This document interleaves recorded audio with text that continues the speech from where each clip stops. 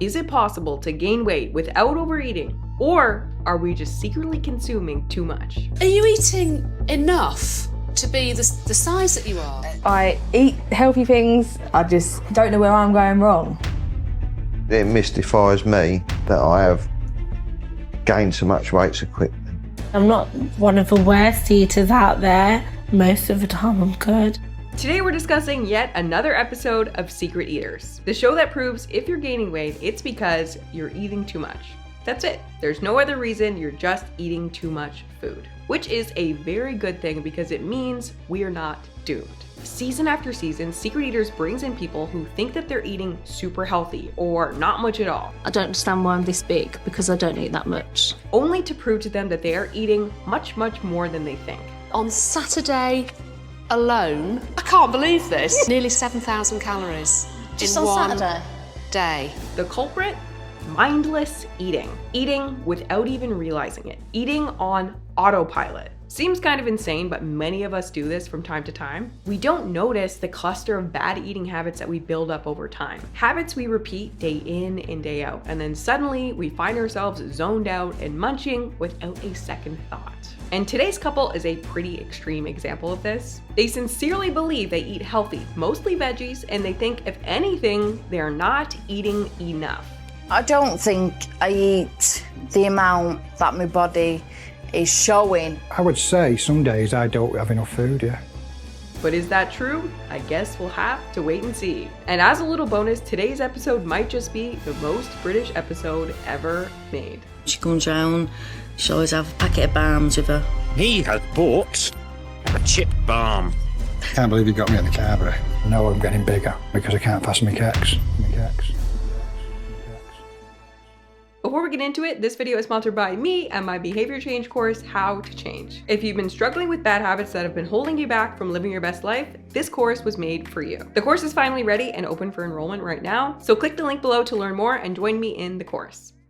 In case you've never seen Secret Eaters before, this is how the show works. It starts with a couple who are gaining weight. They're confused, they have no idea why or how it's even possible that they could be gaining weight. They're doing mostly everything right. So they call in this TV show to get to the bottom of it. And so the show puts up hidden cameras and follows them around with private investigators for a week to see if it's true or if they're just secretly consuming more than they think. And in the end, it turns out that, hey, they weren't really eating the 1,200 calories a day that they were claiming to eat. They were eating much, much more than that. So in today's episode of Secret Eaters, we meet a couple named Emma and Paul. They want to be healthier for their two young children, but they seem to just keep gaining weight. However, this couple thinks they may know the reason why. Are you eating enough to be the size that you are? No, I don't think we're eating enough. Yes, this couple believes that their weight gain may be due to the fact that they are not eating enough. Paul is a bus driver, so according to him, he can't eat at all until he gets home from work. And Emma is busy all day watching their children. And she's certain that she couldn't possibly be overeating either. She said she doesn't eat her first meal until mid-afternoon and then eats practically nothing until her husband gets home. It just doesn't sound like you're eating that much. No, not really. Now, if you're watching this, you already know that there is no way that this is true. But for some reason, this really is a myth that just won't die. But the idea that you can be overweight and gaining weight because you're not eating enough is a false one. What's happening instead usually looks something more like this. What I eat on a typical day: 1 bowl of cereal, 2 simple lunch, 3 slice of pizza, 4 tons and tons of snacks I absentmindedly eat and totally forget about. I'm so full, but I didn't eat much today. I wonder why. A true mystery. This is mindless eating. Mindless eating is when you snack or eat without really noticing. You're not thinking about it. You're just grabbing food out of habit, like reaching for chips while watching TV or nibbling on something while scrolling on your phone. There are really 2 main types of behaviors that we all have. Number 1,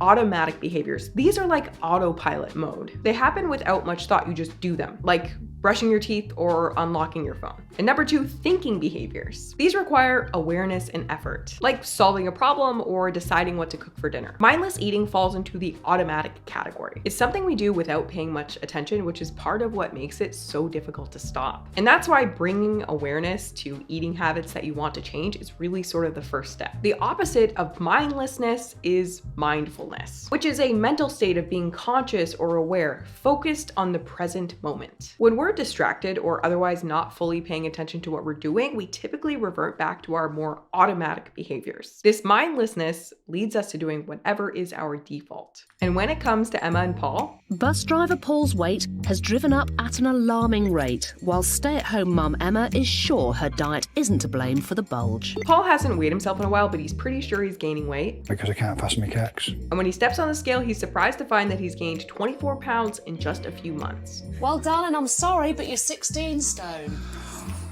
Ooh.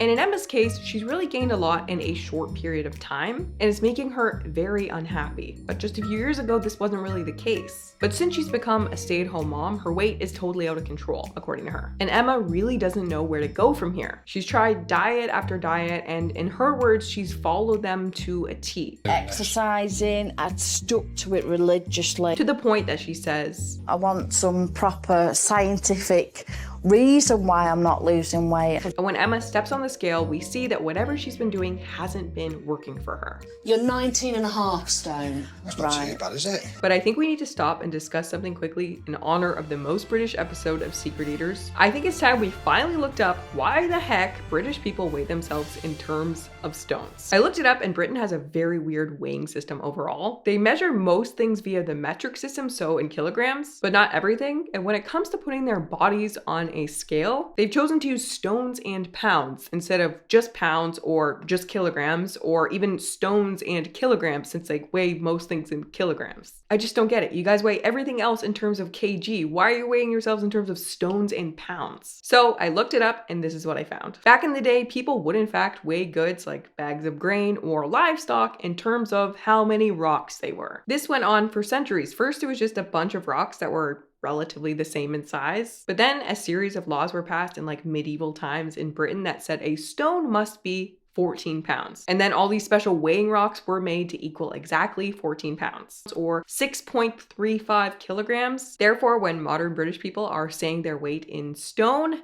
yes, they are actually saying how many rocks their bodies are. So yeah, Emma weighs in at 19.5 rocks, which is nearly 275 pounds or 124 kg, and she is completely baffled. But what could be going on here? Right. So in order to get to the bottom of this mystery, they've called in Anna Richardson and the Secret Eaters team. They both think they're not eating enough. So what exactly are they eating? Will you give us an hour, get used to him, please? In their food diaries, Paul recorded eating about 2,000 calories a day, and Emma recorded eating about 1,300. And anytime I watch an episode of Secret Eaters and they're eating like 1,300 calories a day, I know we're in for a ride, because if you have struggled with your weight like I do, and you've tried to eat around 1,300 calories, you know that's kind of hard. It's unlikely that if you were overweight or obese that you would accidentally be eating that many calories. Just speaking from experience, it's not that easy to do. And even Paul doesn't believe that Emma's eating only 1,300 calories. He makes a few comments on the show that suggest that he thinks she might be eating a little bit more than she thinks. She was a size 16 when I first met her. It just seemed a little bit strange to me that she's put so much on. But is she eating when I'm not here? We don't know that, do we? But what Paul doesn't realize is that she is not the only one who's lying to themselves about how much they're eating. When the show follows them, they find some slight discrepancies between their totals and reality. Starting with Paul. According to Paul, his diet is made up of mostly fruits and vegetables, and he loves them. Now, Paul, I want you to tell me how much you love vegetables. Fruit, oranges, apples, bananas, eat all that.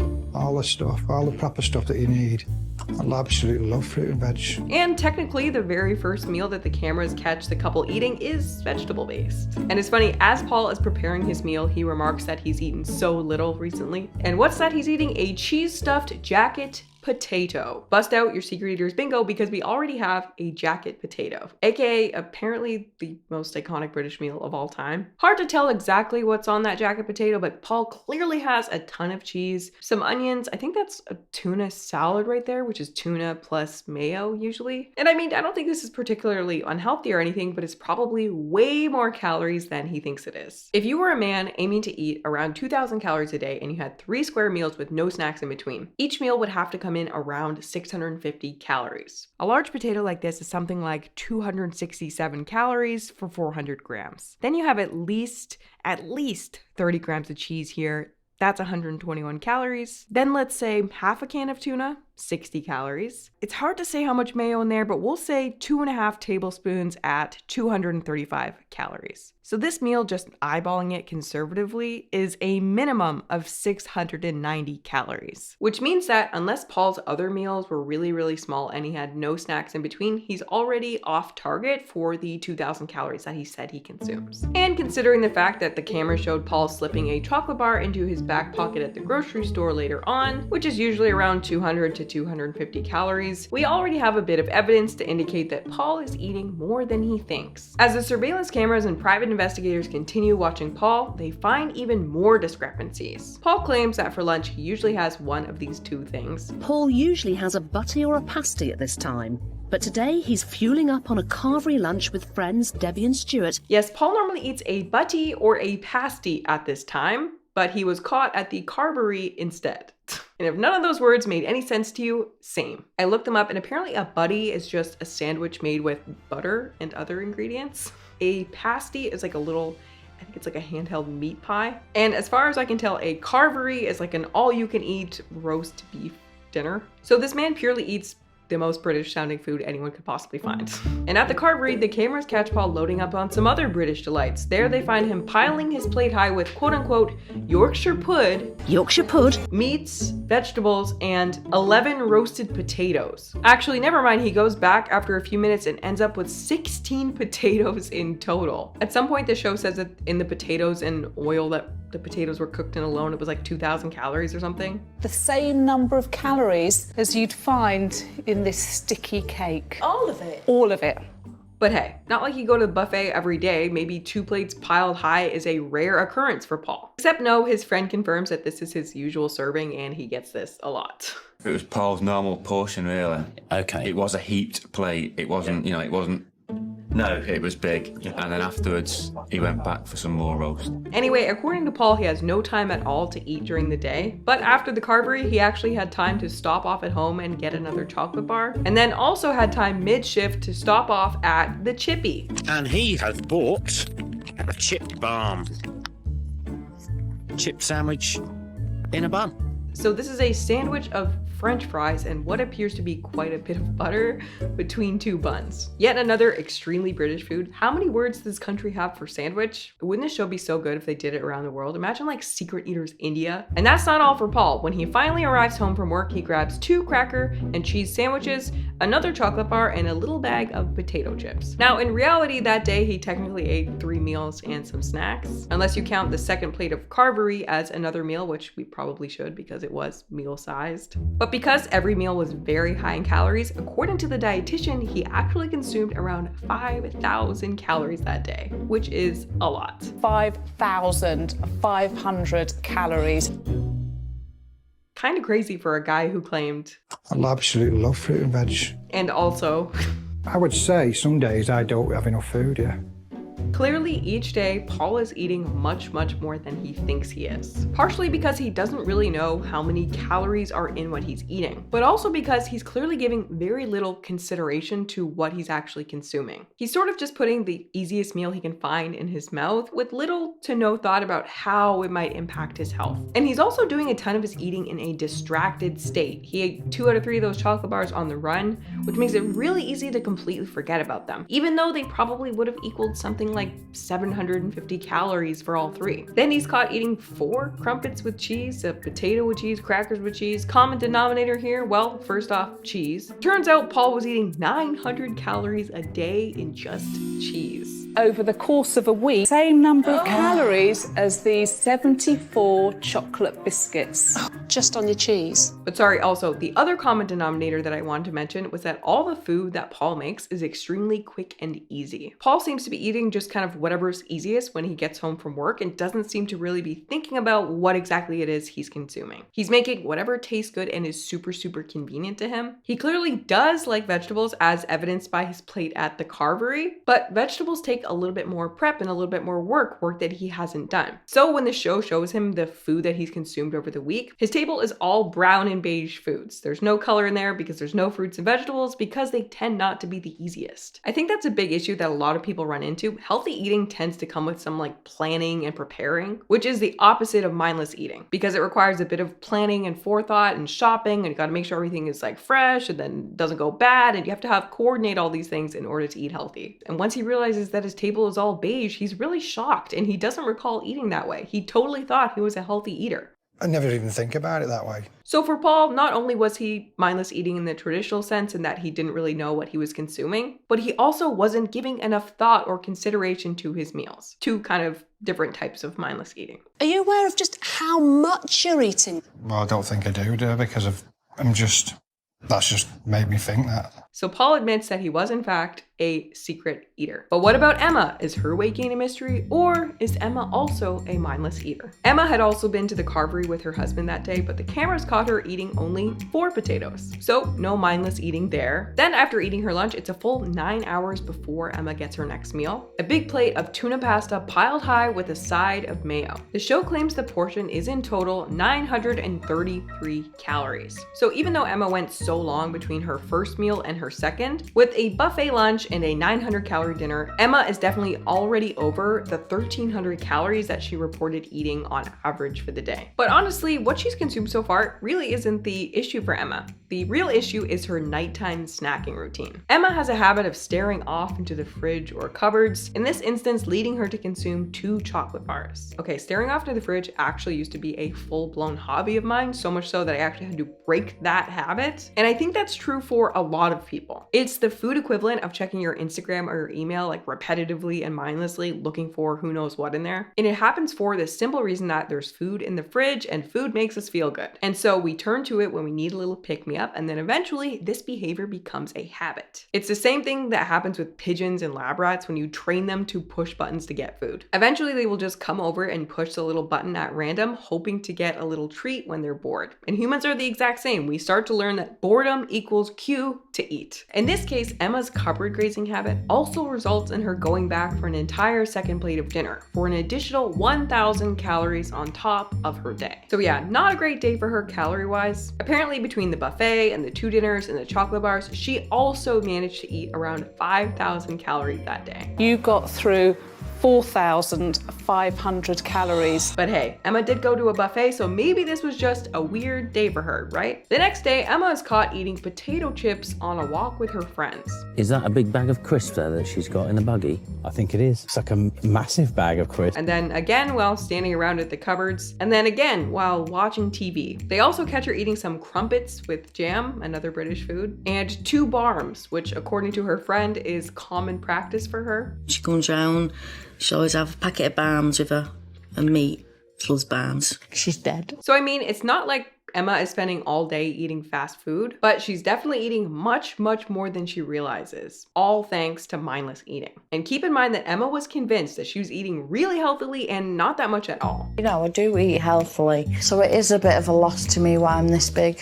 I don't eat massive amounts. I want some proper scientific reason why I'm not losing weight. Meanwhile, she was actually eating chips while walking, and that was the closest she came to eating a vegetable. I've seen people that are 60 and eat rubbish, and look, well, why ain't they putting weight on like we are? Maybe they're more active than us, I don't know. No, I don't think we're eating enough. Imagine eating a full bag of Doritos while walking and then calling the secret eater team and being like, I don't think I'm eating enough. I think this episode is a perfect example of just how mindless we can be when it comes to our food and how much we're eating. If anyone in your life ever says, I'm gaining weight because I'm not eating enough, please refer them to this show.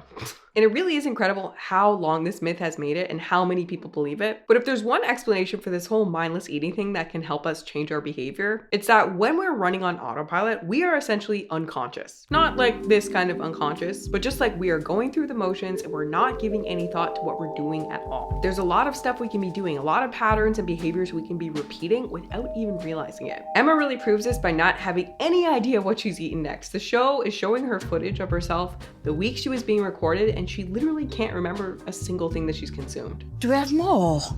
It seems, watching that, you seem genuinely surprised how often you were eating. how often I just go in the fridge and look what's there. And But that's kind of how mindless behavior works. That's exactly how it works. Think about when you brush your teeth. You're really not thinking about what you're doing. You're not focused on it. It's just a habit. You brush your teeth thousands of times before, hopefully. And so after so many years and so many repetitions, it's become automatic. It's mindless now. The same thing can happen with nearly any behavior, even and especially eating. You build up certain eating behaviors over time, such as checking the cupboards, and then these eating habits become mindless. In Emma and Paul's case, another factor that makes mindless eating much more likely is the fact that they seem to eat almost all of their meals in front of the TV. And let's take a look at the look on Emma's face. That is clearly some zoned out, mindless eating behavior right there. Paul, too. And in this case, feeling bored is likely acting as a cue, triggering them to snack. Their brains feel bored, their hands are empty, and before they know it, they've wandered off for a snack.